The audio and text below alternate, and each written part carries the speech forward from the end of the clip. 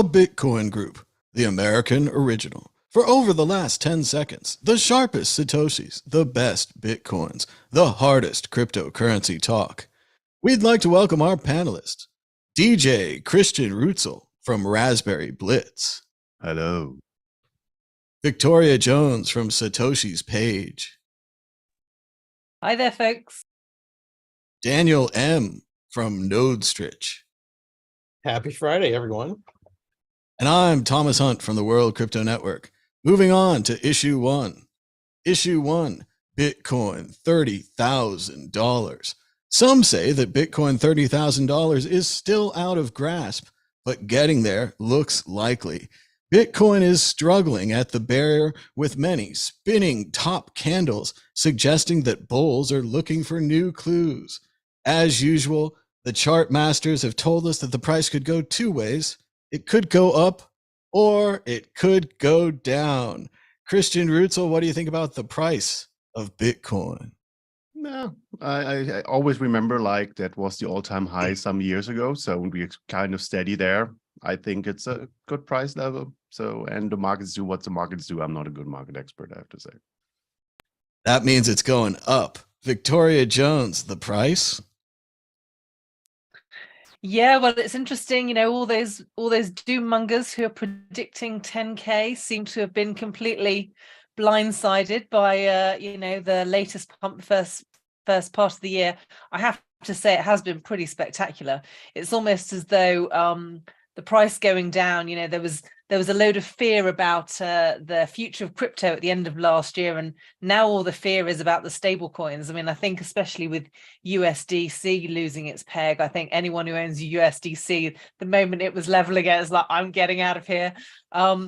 You know, because the thing is, while it still works, it seems like a great way to gamble until it isn't.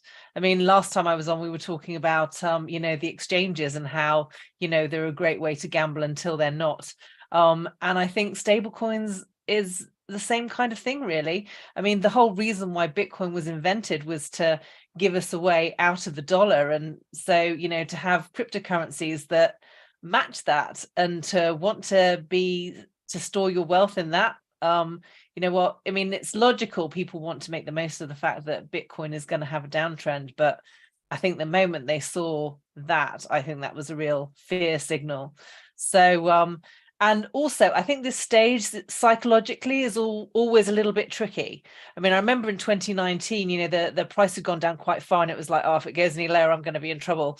And so the moment it popped again, I sold some, thinking I can't afford for it to go down. Any, you know, it's a sigh of relief that it had gone up, and then, you know, it's and then, you know, you're scared that it's going to go down any further. But the thing is, the moment I did that, the price just took off like a rocket, and it never went back down to that price again. And so, you know, you have to be really careful if, you know, you've got significant savings in Bitcoin, because it's very stressful if that's what you rely on. I think the ones who got into Bitcoin early and can just afford to spend it whenever are the fortunate ones. But I think the ones who got in the last couple of years, and this will be the case as we continue, I think, over the next few years, we know that the volatility will get less. That's the way in which it's been designed. And so although you can, you know, get some mileage out of selling at the top and buying at the bottom, if you're that way inclined, you know, those highs and lows will reduce over time. And so, you know, in those situations, it kind of gets more and more scary to play those moves. But yeah, I see this as the same point in 2019 where I sold some and then the price took off like a rocket. I think this is what's going to happen now. It is interesting. This, as soon as you're living off it, you start freaking out. You start watching it all the time. And like Victoria's saying, you start making those sells at the bottom. All those sells where you're like, how could someone sell at, you know, X price? That's all me. That's all me freaking out because my savings is gone. My work goes into this savings and, you know, the whole house is on fire. So I can see a lot of people doing that right now and saying, oh, you know, 17, 20, I'm out. This is enough. And then you watch, the thing will return to where it was before and maybe even higher, allegedly. It is interesting to say, like you said about the stable coins, they always rely on a bank account. Never made any sense to me. It was the same old idea like Coinbase or altcoins or anybody else. Bitcoin's this trustless system. We're going to come up and hook up our trust system to it. and you can just trust us. We'll just keep the money in a bank account. We got some big players in the game. Tether's going to be fine. So I've never understood the stablecoin thing. And it was on the people who, the chart people who predicted it going to 10K, they always cover themselves. So you can't say that they said 10K because they said, maybe it goes to 10K. Maybe it goes right back up. They always say both. And it's ridiculous. I don't know why people still follow them, especially when we have the greatest predictor of Bitcoin right here. Daniel M., what do you think about the price of Bitcoin? Yeah. I mean, I try not to think about it too much. I think, Victoria, you earned your stripes. I think we've all been there, especially if you've been through, one cycle, two cycles. It starts to feel familiar. I've gotten to a point where I try to only look at the price in sats, what's often referred to as Moscow time. So, today you can get 3,585 sats for $1. And, looking forward to buying Bitcoin at, a price where I can get more sats per dollar. But if it doesn't go that way, then, that's fine too, because it shows that the value is going up. And I think that, in the long run, we're all going to be laughing at those prices years from now. I actually went back. I'm not a chart guy. I don't make price predictions, but I do like looking at the history and just seeing kind of where things have been, those repeating cycles that are basically patterns that happen almost incredibly predictably, right? So if you go back to 2017, it was December of 2017, I think, when Bitcoin hit that 20,000 level. And it only lasted for less than a day. And so then we saw, what happened after that. We crashed, we came all the way down to the bottom. 3 years later, we hit the 20,000 level again. And it's been basically 3 years almost since that point. And what has Bitcoin performed, poorly? No, it's been under 20K for maybe 2 months out of the last 3 years. So I look at that as just a sign that, we're repeating a pattern. It'll repeat again. People will always be surprised. They'll always use their emotions. They'll panic. They'll FOMO. It's just human nature. And so as someone who has been through this a couple of times, you have to just steel yourself and learn how to understand when those signals are happening. I don't like to look at the price too much, but it's funny. You talk about stable coins. Bitcoin's been stable. There's that joke, for quite a while at 28K, and, there's the 58K gang, and they're waiting to get back there. So I think we'll see those days again, but are we in a huge hurry to do that? It depends on your time horizon. I'm not. It's funny. People are always saying, buy the dip, buy the dip. And it's usually, I'm either all in already, or I bought the last dip and I bought the dip before that, and I bought the dip before that, and I'm out of dip buying money. I don't know where these people, maybe they're getting income and they have jobs and such, which is good. Everyone should keep their jobs, especially in a bear market. But yeah, where are you going to get more income or more to put in when you're already all in? But now you know what's going to happen. It's your chance to predict against the greatest predictor of Bitcoin price in all of Bitcoin history. It's also bald. Christian Rutzel, will the price of Bitcoin be higher or lower this time next week? Maybe we see a little bit higher. I'm optimistic. Slightly optimistic, and he's German, so that should count as twice as much. Victoria, higher or lower next week? Can I say about the same? You can, have but another a push is the worst of all answers. Worst of all answers. It's as good as not a not answer. Daniel M., do you have an answer for us, an up or a down? Just based on my experience, if I say lower, it'll probably go higher. So I'll say lower. Classic reverse psychology method here. Here we go. Will the price of Bitcoin be higher this time next week? Says Bubbles. My sources say no. The ball is pessimistic. Its sources say no. Moving on to issue 2.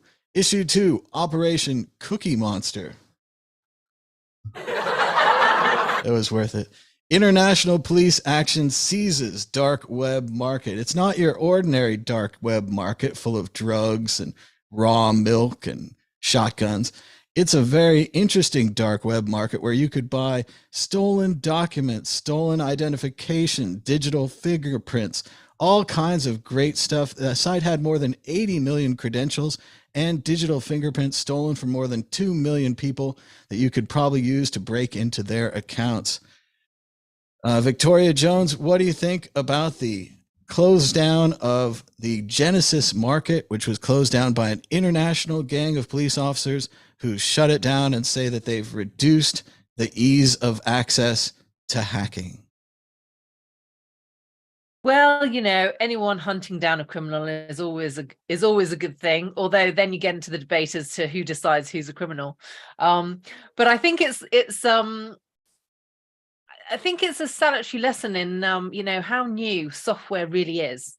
I mean, because it's been around all of our lives, it's easy to believe that you know, it's this thing that's always been there. But in actual fact, if you look at, you know, the whole of history, it only really started in the 70s, you know, same age as fiat currency, really. And when you put that in the context of the whole of history, relatively speaking, this is still a very new technology. And so it's going to take a while before all of these niches, we find effective ways of stopping it. Because, you know, and the other thing is, it just kind of teaches you how you can never naively trust human beings. You know, there are always going to be the ones who are corrupt, who want to cheat you in some way. And so, you know, having systems that prevent that, I think just help everyone to feel safer and more secure, which is where an objective system comes in, rather than one that's you know, based on opinion.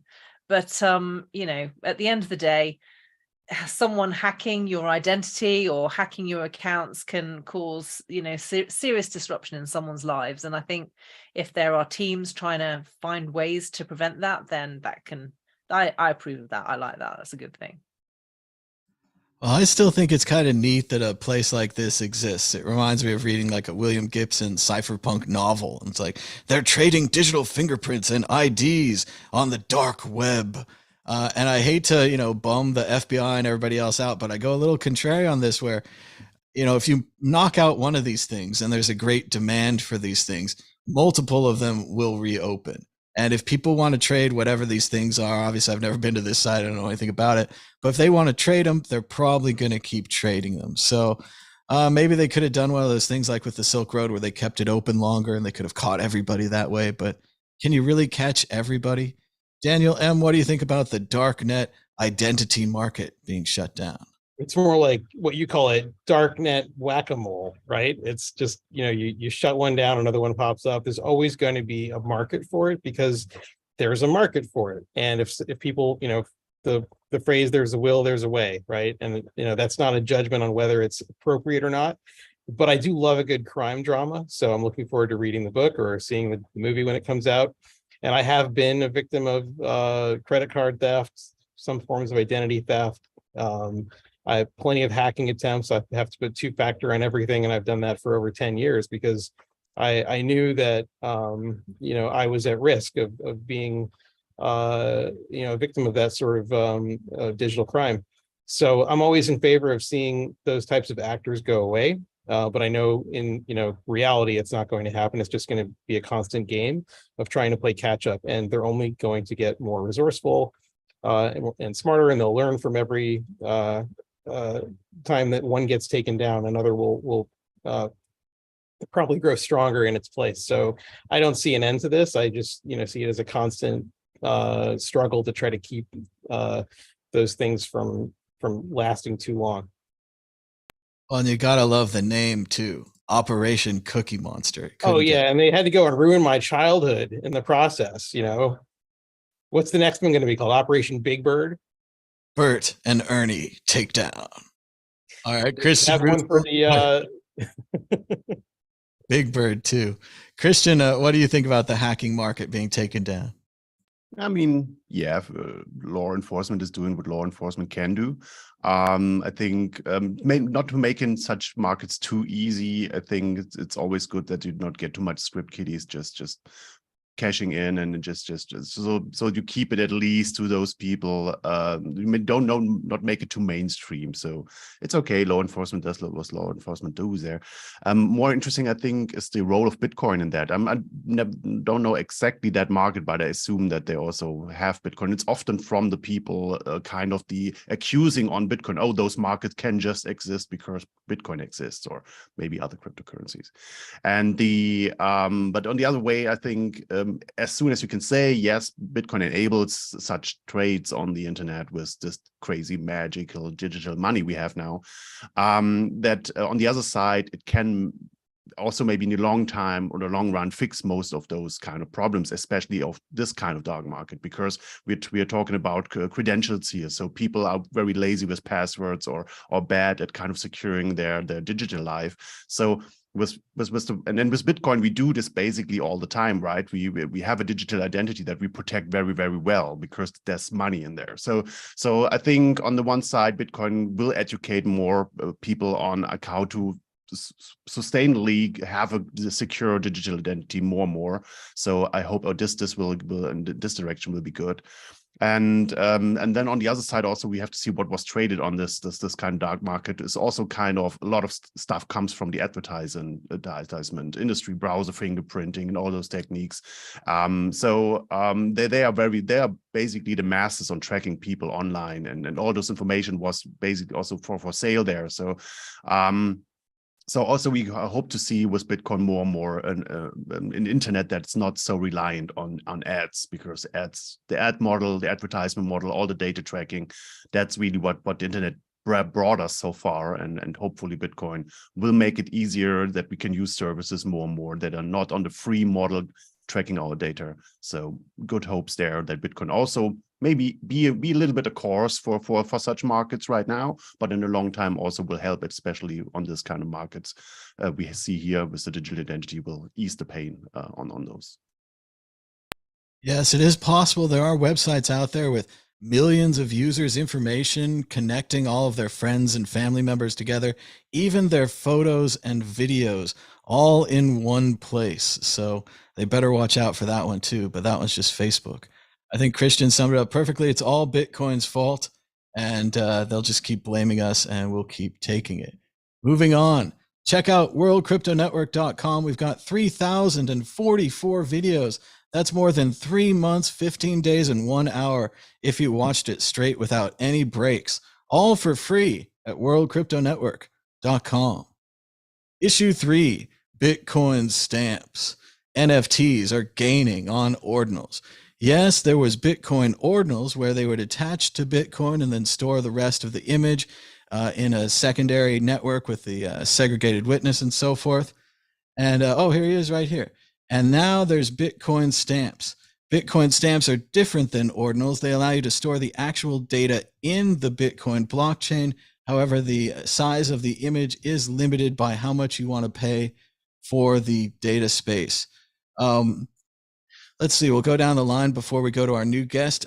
Christian Rutzel, what do you think about Bitcoin? Or actually, we go to Daniel first. Daniel, what do you think about Bitcoin stamps versus Ordinals? Well, as someone who has been running a node and paying attention to the mempool and the fees, watching what happened with Ordinals over the past few months has been really interesting, because it's caused a sudden surge in transaction fees. It makes it more expensive to perform any on-chain transactions, to open a channel. We used to open channels at 1 sat per VByte, and now it's suddenly 10, 15, 20, 30 sats to get confirmed in the next couple of blocks. So not a fan of the NFT concept in general, but interested to see where stamps is going. I only learned about it yesterday.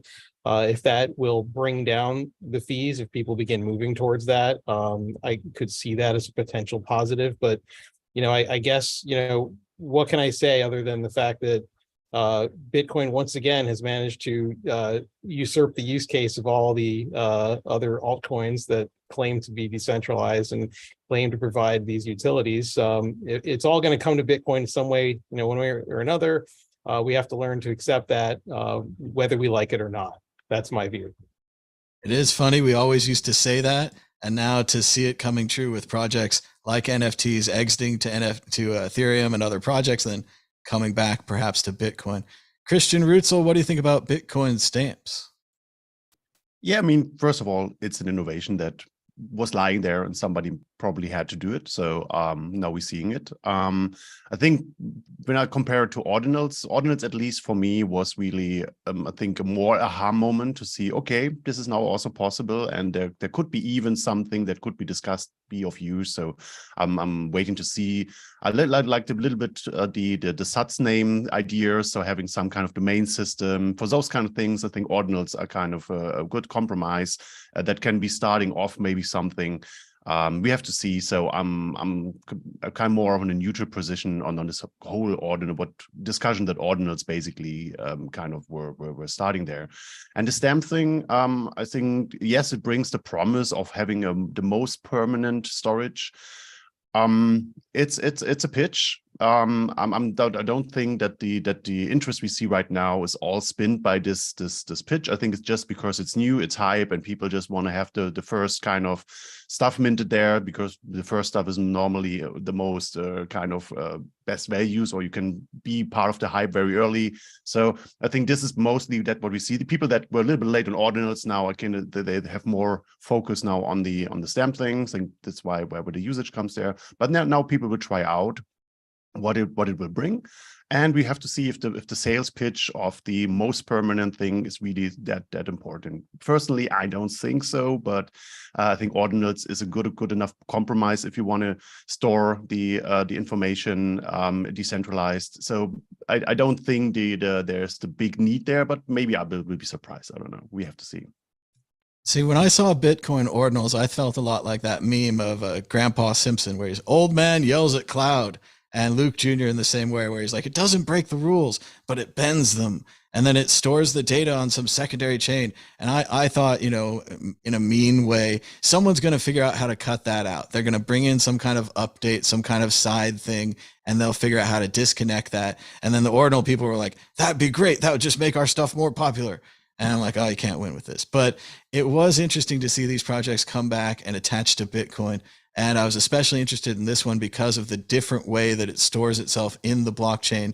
And of course, full disclosure, I do know Mike in Space, and I was on his show once. I think Jimmy Song and I were on like a parody of The Office or something. So people can go back and find that. It'll be fun. I think it might have been Mad Bitcoins. I don't know if it was me, but Victoria Jones, what do you think about the new Bitcoin stamps?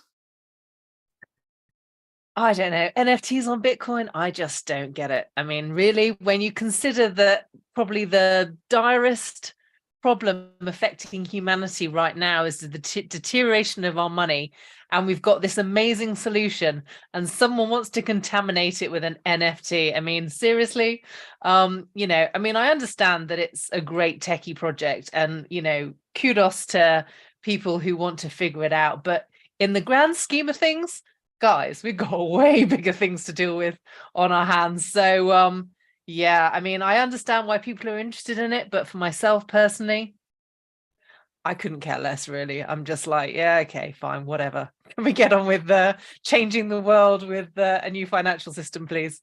That's my focus.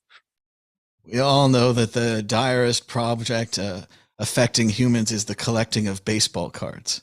That's why I tried to solve it with curio cards in 2017. We all know curio cards on Ethereum are the world's best NFTs, but we're also joined by Arwen, one of the developers on Bitcoin Stamps. How's it going, Arwen? Welcome to the show. Maybe just tell us a little bit about the project, why you guys did it, and your role in it would be great. I'll be sure to unmute yourself, though. Sorry. There we go. Hopefully that's better. Yeah, thanks for having me. Yeah, I'm an artist on working a lot with a counterparty network and generally crypto, blockchain, interested in both of those things. And so this project was a bit of a crossover. And honestly, we just did it because it was sort of interesting, and we definitely didn't build it to sell it, actually, in a lot of ways. Just wanted to see stuff, and then other people decided that was a thing to do, so sort of just in the middle of it. But actually, one of the most profound things that I think has come out of it that I'm interested in as an artist is the I've mentioned about like Bitcoin, you're doing it wrong, something, and I believe that Bitcoin was developed as a radical way to decentrally share and distribute value between people amongst a layer of consensus. And I think that people are clearly showing, because this is not my idea, I didn't sell this to no VC to push this project, yeah? There's thousands of people doing it, yeah? It's like, do people think immutable data is important, first of all, and whether it is or it isn't, yeah, and whether how complicated UTXO-tree would be to implement and all those things, you know, how Bitcoin can scale. Yeah, I don't care really, to be honest with you, yeah. But what I'm seeing is people seeing art as value and saying it's like, yeah, like how, if a picture is worth 1,000 words, you know, how many transactions is a pixel worth, you know, and people are showing they're willing to exchange that. And at the end of the day, Bitcoin will be whatever we decide that it is, not whatever some people in the office who say you're doing it wrong is going to be. Because if we're going to imitate the system of fiat and financial and just port it into Bitcoin, what did we do? You know, and I understand why some people want that. But, and I'm not saying this is the answer, but what I'm saying is the phenomenon is not about stamps or not about ordinals. It's about people like not rebellion, but they want to sort of immortalize themselves in the fountain of immortal things. They built pyramids for that. So I think there's use case in historical precedents for the importance of immutability. But also it's kind of like, I don't want to swear on the TV, but it's like, I'm going to do what I want. And I want to write, for me, like my cartoon cow has got more value than the transactions that it's worth. You know, it's greater than the sum of its parts. And if you go on the community of Telegram, where we basically are based, you'll see you'll see that like the punk thing that people are talking about, that narrative, it's just a couple of people. It's not related to our group. It's people jumping on from other things, you know. We've got frogs and pigs and like stupid jokes and I do believe that this is not the first time we've seen it. I'll finish now, but like look at emojis in history, and like we've only been using fiat number systems for a short amount of time, really. And I would say that numbers really exist to measure our emotion, you know, not to control our emotion. And I think we're turning it back the other way. Well, I've always thought that art was a great way to get more people into Bitcoin, and especially collectible art like a baseball card or a print from an artist, something like that. So I think it's a great idea in that way. And it's an interesting to see it challenge ordinals, whereas ordinals, you know, obviously when we did curio cards in 2017, we looked at our options. We were like, well, Ethereum's a good one. Counterparty, making our own version of Ethereum, that's a possibility. But we obviously didn't have segregated witness to work with that idea of splitting it off. However, it seems like Bitcoin stamps, could these have been done at any time? Does it require any of the new upgrades to make it possible? No, honestly, that's I mean, from a sort of more guerrilla standpoint, like anyone could have done this. And people who get, like, I'm just a guy making frogs, yeah. It's like there's literally everyone in every space is like, we're part of a multi-international privately funded group of 1,000 devs all getting paid $1 million a week, to not notice that I can turn up with my JPEGs and break. It's not even me, bro. It's like, how is that even possible? And should we not believe that if this really breaks Bitcoin, it's not like all the countries in the world ready to DDoS Bitcoin with frog JPEGs? You know, it's like we should talk about this. If it does break Bitcoin, it would be a disappointment. But I think we can survive through. Christian Rutzel, do you have any questions or comments here about stamps while we have one of the project members with us? Yeah, maybe if you compare it to ordinals, can you make it clearer what are ordinals inscription? So the whole stack there, and you compare it to the Bitcoin stamp stacks. What give it for you as even as an artist? What more does it give you? What more benefits do you get out of this? Why would you choose stamps over the ordinal inscription?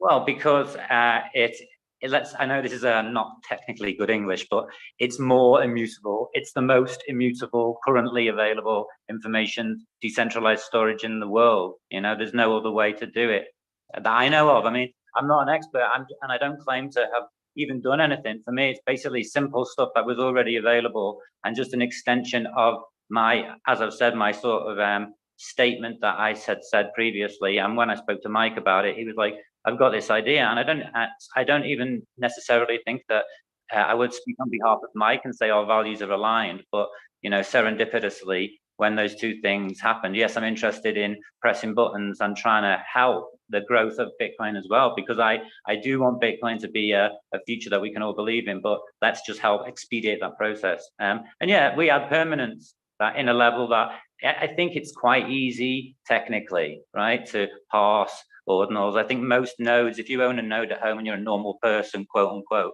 you probably have already got a parse node, a pruned node, and you don't even, that's just what you get on default on a Bitcoin Core. You know, you'd have to think about it. When actually I was in Ordinals very early on as well as a new learner, and 99% of people rush in to download Ordinals full node, downloaded a pruned node, tried to do it, and after a week they realized they couldn't do it, and then they had to start again with the full node. So that is a learning process, and I'm all about people having nodes. But in the future, if you're going to have your something on your phone or something like that, then your stamp is more likely to be there at that point than your.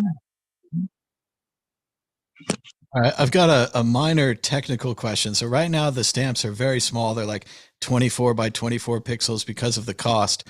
If you wanted to pay for a larger JPEG, could you simply pay for it? And then my second question is kind of more dangerous. If you could put like an executable file into the blockchain line by line, and it comes out the other side like that alien program from Contact, and now you can just run the program. Is that possible? Is that dangerous? Is that something you encourage? What do you think about these ideas? Some say that already happened. But yeah, I mean, to an extent, one of the things that we were really careful on about stamps, yeah, is it is a fun and experimental project, but we don't want to really break anything or anybody. So we were quite keen for stamps to be an art project, pixel-based art, effectively, in order to illustrate it. Not to. We don't allow those sorts of things. I think I want to say that. So we are quite careful about it. But obviously, it's a decentralized sort of service. It's like anyone can write on the blockchain. But we do filter, and we are an art-based project. If you're doing code sort of things, it's not really possible. But it wouldn't be part of the stamped protocol. It wouldn't be viewable through our API or whatever. Very good. Victoria Jones, do you have any questions or comments about stamps? Good. It's way over my head. Sorry, not my department. All right, let's go to Daniel. I know you run a full node. Maybe you have some questions. Well, I know my friends on Noster Pleb Chain are going to probably crucify me for saying it, but I do think it's interesting, at least just because it goes back to kind of my roots as a digital artist. I used to create pixel art on a Commodore 64 where it was, you had 16 colors to work with and a tiny little box to work within. So, I find that style of art very interesting, and there's no way I could ever possibly go back and find those again, because they're all either completely destroyed or on floppy disks that may be in an attic somewhere. So the idea that you can create that sort of thing and know that it will be there forever is, I think, very interesting. Though I do have concerns again for the storage space. We've seen the block size war. We know what happened with the big block versus the small block crowd, and the desire to be able to cram everything into Bitcoin. And just the fact that if you want to run a node and you want to run a full node because you want that ability to archive all of the Bitcoin transactions, I can do that right now on a 1 terabyte hard drive, which is only about just a little more than halfway full. The hardware costs obviously over time go down, but it still can become out of reach for people in parts of the world that don't have access to inexpensive technology. So, the idea that Bitcoin has to remain decentralized enough so that everyone who wants to participate can, it does concern me that we're going to see blockchain bloat because of things that are being embedded, maybe arbitrarily, things that don't necessarily have any value. Maybe one or two of these NFTs will take off as a series, and suddenly people will FOMO in, and you'll see this market emerge. But I don't know if they have the sort of value that I would want to see, as I think, what did you say, Victoria, contaminating the blockchain? when we do have so many more important things to try to focus on that Bitcoin does solve. So I know we can't stop it. I know that people are going to tinker, they're going to develop, they're going to experiment. That's what this is. This whole thing that we call Bitcoin is a big experiment that's been running for 14 years. And I'm sure that there will be more things we haven't thought about that will come to pass, and we'll have these debates over and over again. So all I can say is good luck to you. I'm not going to participate in it myself, but I'm sure that I'll be in the minority if it takes off. I mean, it's not me, first of all. It's just, it's literally just here for the memes, you know. But also a couple of things to finish. I mean, people say bloat, yeah, but I think it's goat, you know. I think that, like I say, I think that it's quite current to put so much emphasis on transactions being the actual money, you know, fiat being fiat value. I mean, what are we basing it against? Like, take anything in the last 100 years, basically. Just take some chewing gum from 1900 and it's going to be worth like $1,000 a packet equivalently. And I know we're talking about Bitcoin and we're trying to solve this, but like, I think that this is not a technological revolution. Bitcoin was the technological revolution. This is more of a philosophical revolution. And it's like, people don't want money. They're not interested in banking. We've seen that, yeah. But people understand. That's my picture. That's my JPEG. I keep art as a store of value, which is greater than I believe that we will at least be able to talk about this. Like, who are we? What is value? Where do we get that impression of all those things? And do we really want to just copy the world onto Bitcoin, or do we want to create a new Bitcoin, which we all agree, yeah, everybody? Because it seems like there's loads and loads of people going, yeah, JPEGs. And there's like a couple of people going, oh, you're doing it wrong.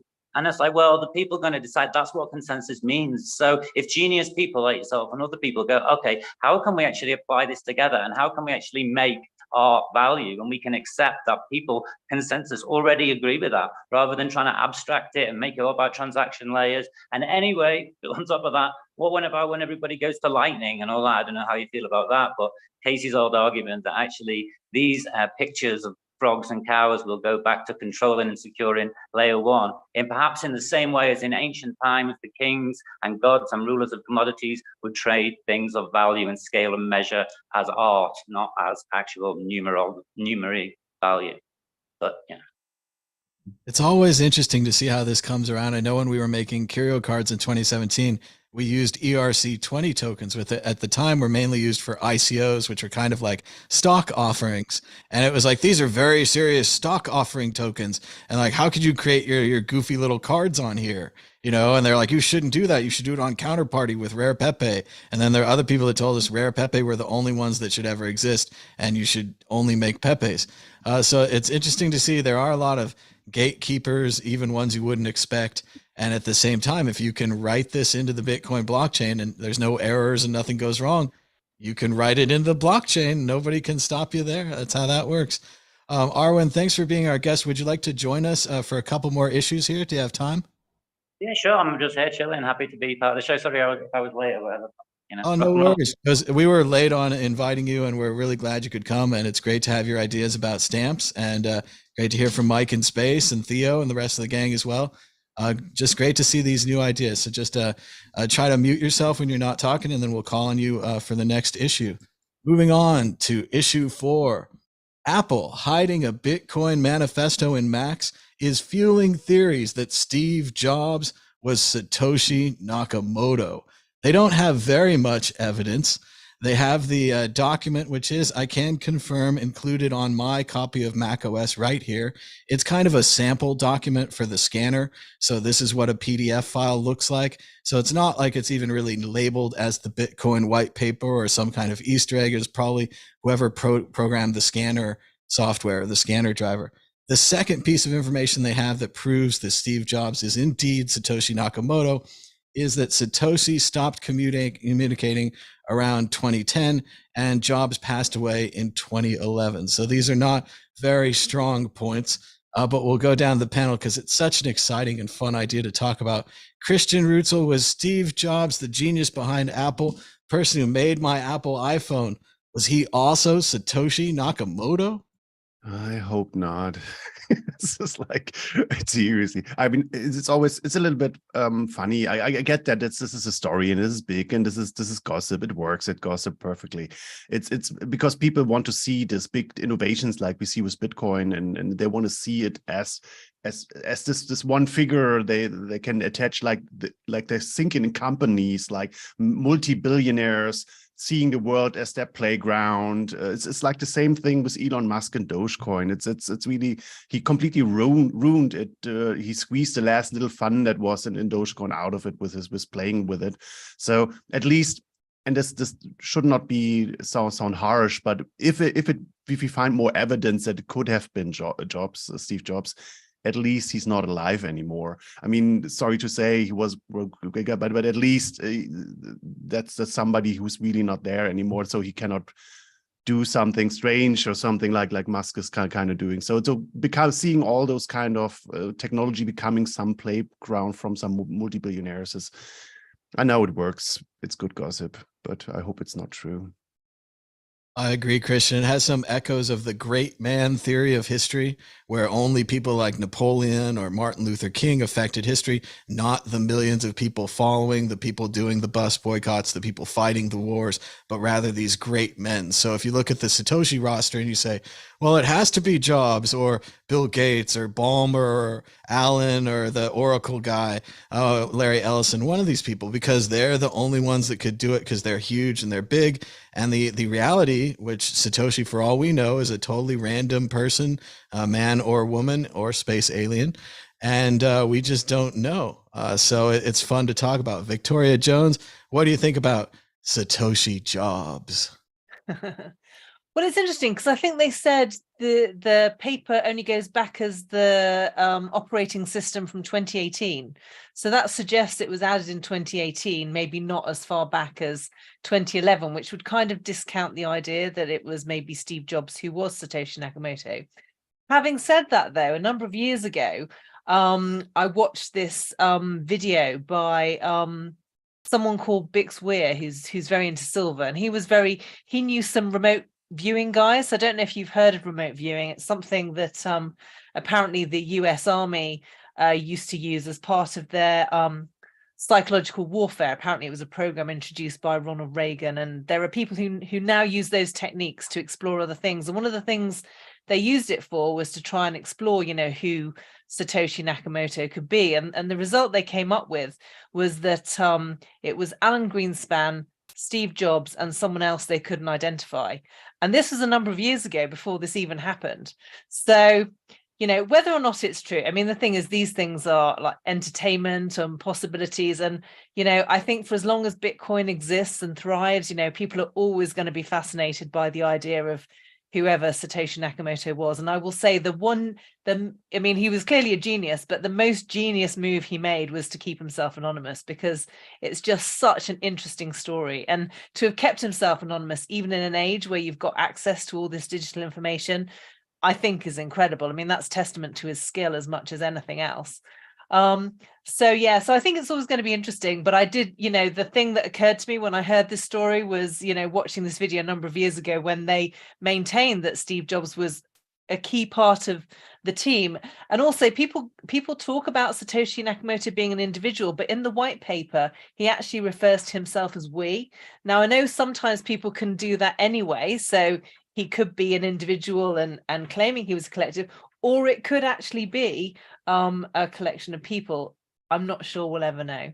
But nevertheless, it's fascinating. And I've been in the various chats that I'm in today, people have been looking on their computers to try and find it, and people have been finding it and they're blown away by it. And so it's an exciting story and very interesting. But I'm sure Satoshi was just using the royal we, Satoshi as a noble. And I'm a fan anytime we get to talk about the Satoshi Trinity theory.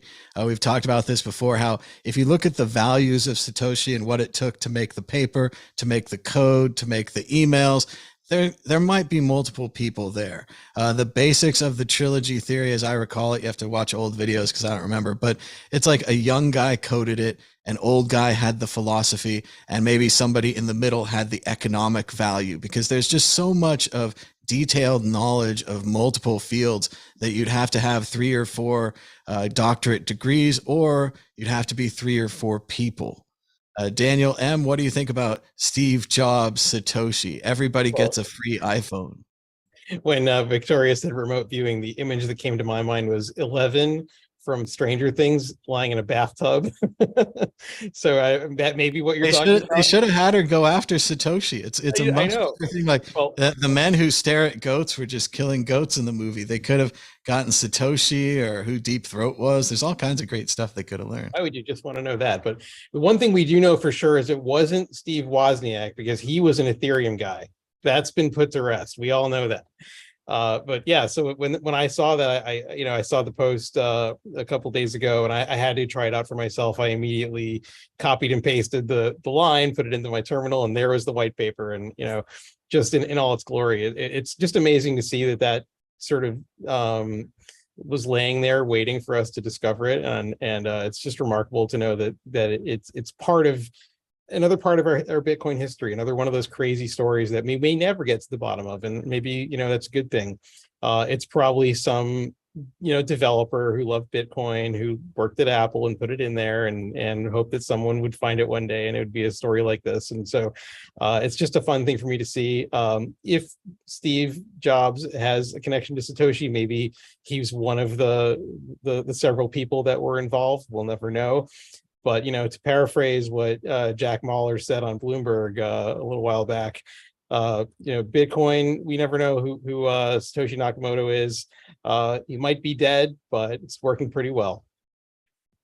And finally, Arwen, what do you think about the possibility that Steve Jobs is Satoshi Nakamoto?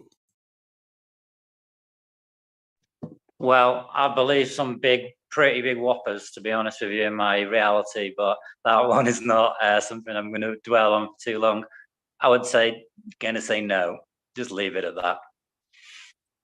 I love the idea, though, for the whole PC versus Apple war. You're like, oh, yeah, you have a PC? Well, my computer was designed by Satoshi Nakamoto. And as a... Go ahead. I totally can imagine that there was someone in the advertising department of Apple in 2018 who thought, going to go back to, it reminds me, it's very Shakespeare, the whole Nakamoto thing anyway, and people love a bit of a mystique, and it's like, it's kind of like a really low brow, like, oh, we're going to do the KLF and like subversively, and then 5 years later, the start of Dumb and Dumber 2, when he's like, does the joke for 7 years. That's actually funny. This is just like, yeah, bro, whatever. Okay. I do love, like Daniel was saying, that if you had a Mac, you've been secretly carrying around the white paper for all these years. It's a pretty wild. I have got a Mac and I have been carrying it around. So, but yeah, I do. Maybe cool. Apple should change its slogan to Bitcoin inside. Oh, Bitcoin inside. That'd be pretty good. Let's move on to the exit question here. There's another Satoshi that's interested in this story. That's right. Craig Wright, as the USA Today says, self-proclaimed Satoshi, is allegedly targeting Apple for breaching copyright with the Bitcoin white paper. Let's go really quickly down the line. Christian Rutzel, what do you think about Craig Wright trying to get in on this Steve Jobs story and alleging copyright once more for the white paper? Yeah, this sounds like a very hurt ego there. It's like, I don't know. And then especially like the copyright on the white paper is, I don't get that part. I mean, I just saw the headline there, but I totally don't get the story. Somebody just tries to find some angle to be part of the conversation. So it is one of the beautiful things about Bitcoin that things like the original Bitcoin logo, the white paper, as far as I know, exist out there without copyright, maybe even Creative Commons. And then, of course, that's an invitation for someone else, allegedly, to come along and claim, I wrote that, I made that, I own that. So Victoria Jones, what do you think about old fake Satoshi trying to tear down our new fake Satoshi, Steve Jobs? I have to say, the more I read and learn about Craig Wright, the more I'm convinced he has some serious mental health problems. I mean, I'm sorry, but anyone who wants to spend that length of time engaged in legal battles, I mean, I've been engaged in a legal battle before in my life, and there are better things to do with your life, quite frankly. I mean, I know he's been fairly successful in the past using that kind of strategy. But on this one, I mean, I think right from the beginning, Satoshi Nakamoto designed it in such a way that it was open source software. So for someone to try and pursue that, I mean, I don't know. He needs some help, some serious mental help, I think. Well, I'm not supposed to get political, but we do have some wonderful narcissists here in the United States that just love the court system, and they love to sue people. They love not to pay. And recently they've even been getting indicted and arraigned. So it is interesting out there. Daniel M., what do you think about Craig Wright's claims against Apple? Well, there are two things you can guarantee will always happen in Bitcoin. One is the media will declare it dead over and over again. And Craig Wright will declare that he invented it over and over again. I don't see it going away anytime soon. He loves the limelight.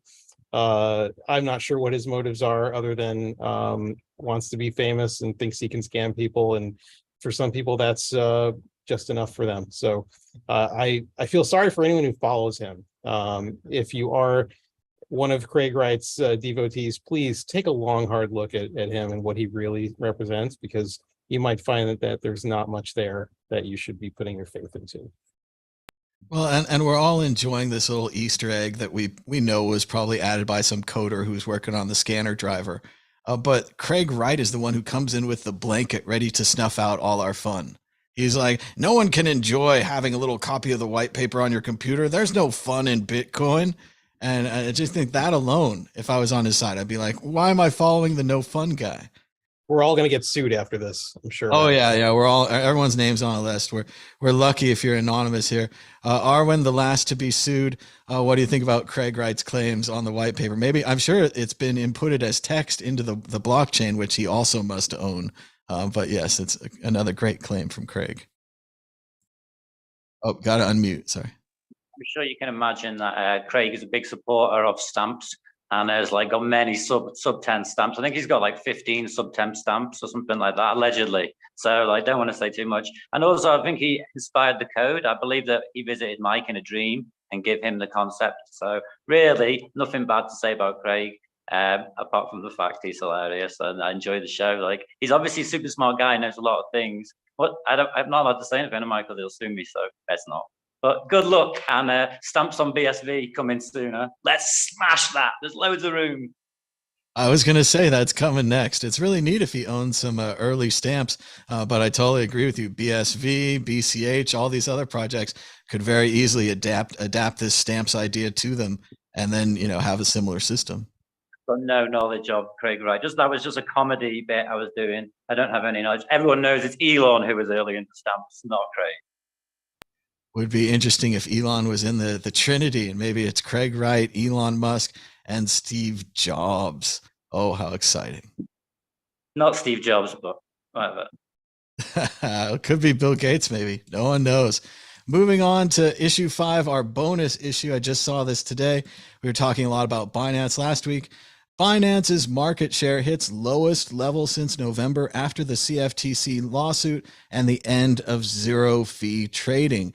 As we talked about a lot of times, whenever anyone offers zero-free trading, that means that there's no fee to trade with yourself. And now you can create infinite fake volume, or as Binance's trading share has dropped from 70% of the market to 54%, perhaps they just had to turn off the zero-fee bots, or perhaps people are really leaving Binance in droves, the company without a home, the alleged criminal conspiracy moving around the world, beating the heck out of Coinbase at every level. Victoria Jones, what do you think about Binance and their sudden loss of market share? Well, I mean, I don't understand the case in detail, but the few things that I have heard and listened to, it does sound like they might have Binance a bit over a barrel with this legal case, because there isn't many ways out of it. And I think people who've had that kind of writ against them in the past, just by being forced to defend themselves, it could cost them an awful lot of money. And we all know how deep Binance's pockets are, but even then that could be enough to really put a dent in their pocket. So I think there are some people who are taking this really seriously. I mean, we all know that Binance has been in the crosshairs of the US government. I think a lot of the people who were harmed by the whole FTX thing, and I think there were some powerful people who were affected by that, really now have it in for Binance. And so, you know, when you realize that they've created some powerful enemies, it does make you think twice. You know, they've avoided a lot. And, you know, I admire the product that they've created. You know, I've used it myself. But, you know, all good things come to an end. And I'm not saying it's the end for Binance, but I don't think anyone should minimize the gravity of the situation they're in. I mean, CZ is doing a terrific job on the PR front, as he normally does. But I think, you know, this civil lawsuit seems to be quite a serious thing. And I think people who understand that are kind of thinking, okay, maybe it's time to move my resources in a different direction. And fair enough, you know, so. I believe Binance has been accused of mixing customer data with their US operation, with their international operation, customer trades, other information like that, which of course has freaked out the US government. The other half of that is there seems to be kind of an FTX revenge tour going on. I don't remember if it was this article or another article, but it talked about how the politicians were upset that they had egg on their face, and now they're going to take it out on the rest of the crypto industry because FTX and SBF tricked them and made them look bad, and so forth. Daniel M., what do you think about the sudden drop in Binance market share? Well, I think it shows that there really wasn't that much volume. It was faked. You know, that's how I see it. And well, just like, you know, Victoria said, it is easy to make it look like there's volume when there isn't. You know, I think when you run a huge exchange like that, it can help kind of give you a lot of hubris. I think CZ really let this whole enterprise go to his head. Really feels like he thinks he's untouchable, and now he's starting to realize that maybe that is not the case. I'm actually curious about something entirely different. I'd like to know what's happening with the $2 billion recovery fund that was promised back in November of last year when everything started falling apart for the crypto markets. You know, we know that Binance has been the kingmaker in the crypto world. And so, you know, it's interesting to see that, you know, they made a promise, but I haven't seen anything being delivered. So what companies, what projects are meant to benefit from this? And, you know, where's that money all going? I haven't heard any answers about that myself. So, you know, I think that, you know, like just like you said, FTX was a huge black eye against not just the industry, but against politicians, against regulators. And now they are looking for someone they can take down. And, you know, potentially this is their opportunity. It was interesting to see all of that recovery money. I think Binance had put up around $2 billion, held it in a public account that was trackable, and now it's been moved. So I think, unfortunately, that's probably going to go to the Binance Defense Fund or something like that. And it does seem like CZ was on his way and he was training to become a hero, but that hero seemed to be Lex Luthor. I'm not sure which direction he was going in. So that's all allegedly, of course.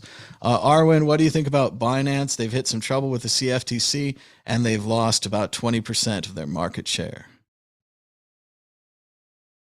Well, I think, I mean, it goes like that, doesn't it? It's crypto. What's 20%? It's like nothing. Like Binance, whatever they are doing, like, I don't think they really care about America. I think that's pretty clear. They're going to do what they want to do. CZ's a G. I mean, like everybody, every star we have in media is eventually hoisted by their own petard. Is this like CZ's time? I don't know. It's like, I don't think so. But also I don't have Binance and I don't worry too much about it. I don't follow it too closely, but yeah, I mean, what we know is this is about personalities, and eventually, like, it all comes home to roost. But to what authority? Like, a CZ doesn't really get involved in America. They can do what they want. And he's going to be like, yeah, fine, bro. That's what I think. It was only months ago that SBF was on the cover of Fortune magazine and other things like this. So it is interesting. You know, today's hero is tomorrow's evil genius. You got to track him down. I don't like the whole SBF thing. It's like, exactly, it's another story. It's not my place to talk about that on this show, but like, it's a different story to CZ, isn't it? And there's definitely competing powers, each of them trying to play Monopoly with each other, basically. Good luck. It's pretty bad. I'm against it. Take the numbers off everything and use pictures as art, as value, and it solves all these problems. As soon as we can get a decentralized picture exchange going, we'll be all set. Come on, help. Christian Rutzel, what do you think about CZ's troubles and Binance losing a great share of their market? Yeah, I think it's great. It's just like, yeah, those big players, those big trading platforms. I mean, sure, there needs to be trading somehow, but I want to see it more on the either on the local level, so it's really part of the community, and that the profits that are made there are then kind of people, at least it somehow gets back into society or something at least, and not into the pockets of some big shits. And so the I'm glad to see those big kind of legally trickery, always weaseling around, kind of basically they are a company, but just try to get around and don't want to be seriously. So yeah, it's good to see them all fall apart. So either regulate correctly, do your part in your country, and be part of often basically financial infrastructure with all the problems that come with that, or really go decentralized and really do it real on the ground level. This middle thing was a big money maker in the past, and I'm glad to see this more and more falling apart. Oh, who will think about the millionaire founders like CZ? No one cries a tear for poor CZ. Well, we're running out of time, so we're going to go to predictions or story of the week. Christian, are you ready with a prediction or a story of the week? Go ahead. Yeah, maybe both. My prediction is we will see this year more Bitcoiners dancing, because I already saw the first kind of signs as with my new career as DJ. So doing the video meme thing seems to work good with people. So I see more and more Bitcoiners dancing, and my prediction is this is a trend that will continue this year. And maybe looking to BTC Prague, if you go there, maybe there will be a plat party where we have a good party. We see. And story of the week is a little bit, it's maybe a recommendation, because family time is coming up, the holidays basically are happening now.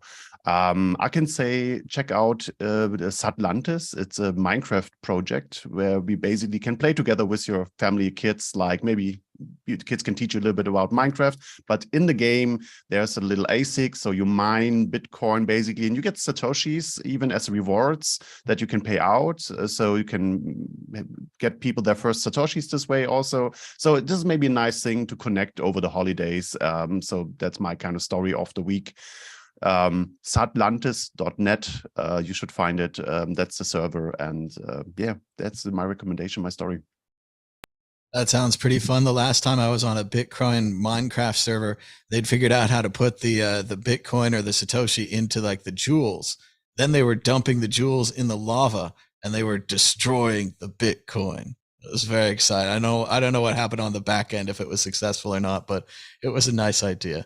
Victoria Jones, do you have a prediction or a story of the week? Go ahead.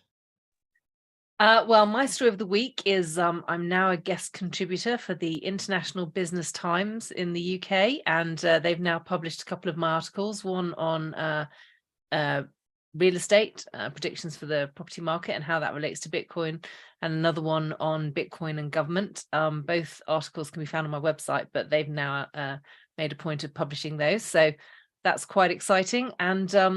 And also someone reached out to me on my last newsletter and asked if they could translate it to Spanish because they wanted to share it with their Spanish friends. And so that inspired me to start translating some of my websites. So I'm starting off with Spanish, may well come up with a few other languages in the future, just to try and, keep spreading the message and, getting that information out there, because it's quite a lot of effort to put together something like a newsletter, and actually translating it into different languages seems like a good way of kind of spreading it further and wider. So yeah, I've had quite a lot to do lately, and keeping me busy and out of trouble.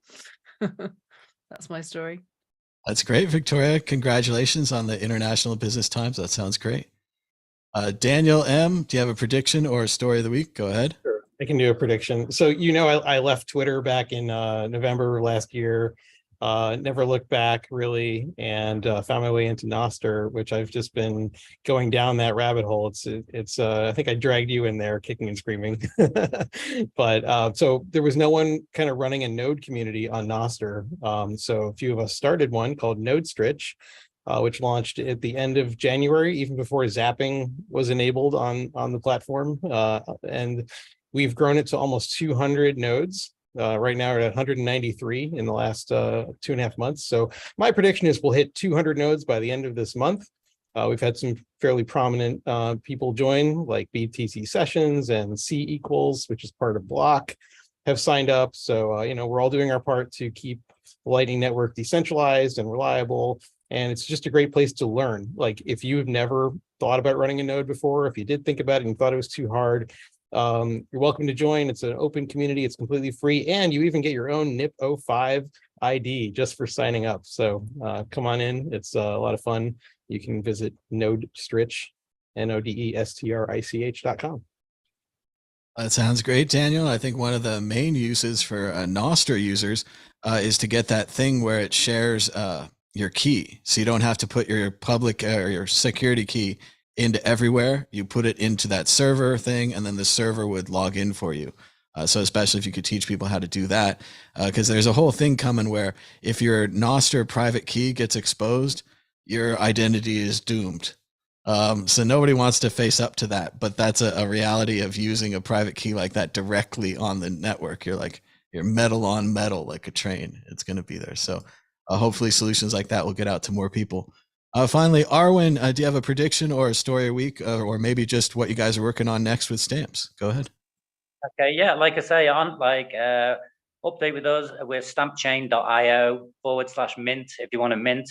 All I want to say about it is we just did it for fun, no? Seriously. So it's like a lot of people going out there trying to mint, make money, do sales, and they're trying to circumvent to profit from their own things, you know? And it's like, don't use Counter Wallet, use the service, use Free Wallet, yeah? It's like it's a comparable product that we're improving all the time. We built it not first, we built the protocol first, and when we see the damage that's being done by people messing up and wasting so much money on unsupported products, that worries me a bit. So they don't FOMO in, just join the group. It's like, that's what I would say. Other than that, mullets are big.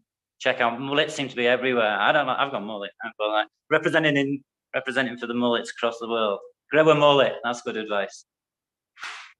Very good. It's been so long since we've seen a community formed around a hairstyle like the mullet. But that's great stuff. Everybody check out Bitcoin Stamps. Thanks to everybody for watching. Be sure to give us a thumbs up down below. Push subscribe if you haven't already. And we'll be here every week. So until next time, bye-bye.